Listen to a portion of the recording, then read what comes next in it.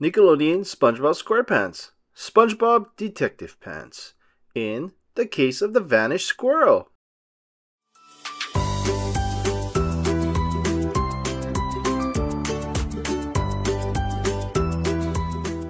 It was a windy day in Bikini Bottom. SpongeBob was staring out the window. "Hey Patrick, let's go see if Sandy wants to blow some bubbles with us and watch them blow away in the wind," SpongeBob suggested.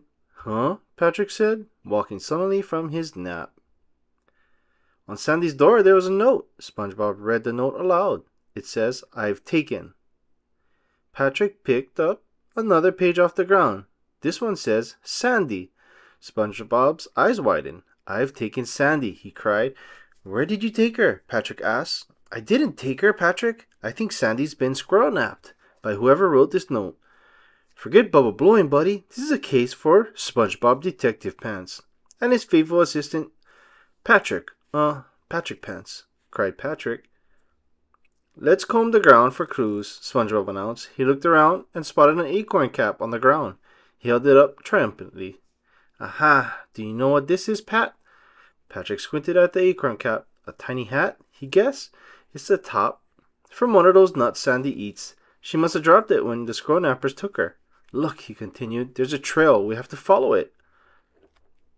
The trail led to Muscle Beach, where Larry the Lobster sat munching on acorns.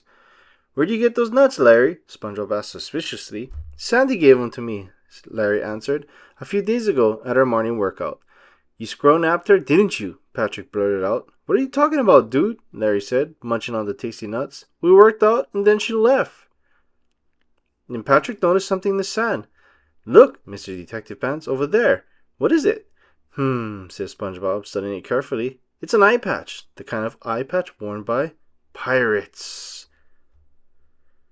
Larry chuckled. "Yeah, I think there were some kids playing. I heard a lot of pirates hanging around these parts," SpongeBob interrupted. "You mean like Flying Dutchman?" asked Patrick. "Exactly. He probably dropped this while taking Sandy to his ghostly ship." "How do we find his ghostly ship? Isn't that it right there?" Larry pointing. SpongeBob and Patrick climbed the rope up to the Flying Dutchman's ship.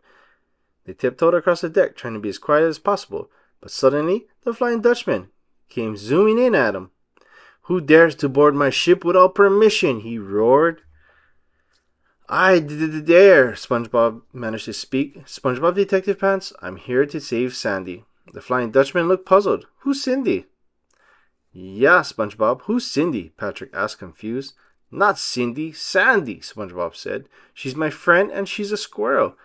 "There's no squirrel here," growled the old pirate. "Squirrels aren't allowed on my ship, and neither are you." With that, the Flying Dutchman tossed SpongeBob and Patrick overboard. SpongeBob and Patrick landed on the ground with a thud. They picked themselves up and brushed the sand off their clothes. "If the Flying Dutchman didn't take Sandy, who did?" Patrick asked. SpongeBob looked discouraged. "I don't know, Patrick. Maybe I'm not such a great detective after all." "You're the best detective I've ever worked with," Patrick said loyally.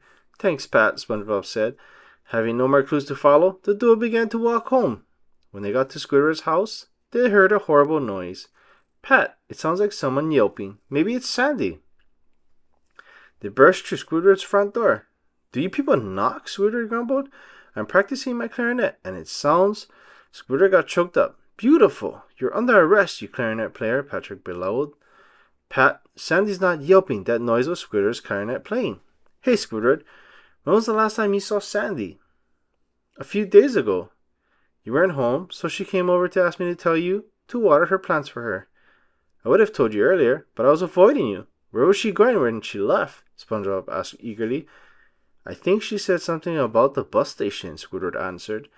"Now will you two get out of my house?" "To the Bikini Bottom bus station," announced SpongeBob. At the bus station, SpongeBob and Patrick kept their eyes peeled for more clues. "See anything suspicious, Patrick?" SpongeBob asked. "Nope," he answered. "Just Sandy." "Sandy?" SpongeBob whirled around and saw Sandy getting off a bus. "Sure was nice of you to meet me here," Sandy said cheerfully. "Sandy?" cried SpongeBob. "We thought you'd been squirrel napped. What happened? We found those on your door. They say I've taken Sandy." Sandy looked at the notes. "Aw, little buddy, I wrote this," she explained. The wind must have torn it up. The whole note said, "I've taken a trip to Texas for the annual horn locking competition. Back soon, Sandy. Back at Sandy's tree dome, the three friends celebrated her return. Thanks for trying to find me. That was a real swell of y'all, Sandy asked. You're welcome, Sandy, he answered. I, SpongeBob Detective Pants, officially call this case closed. How'd it end? Asked Patrick eagerly. It worked out perfectly, replied SpongeBob, and everyone started to laugh.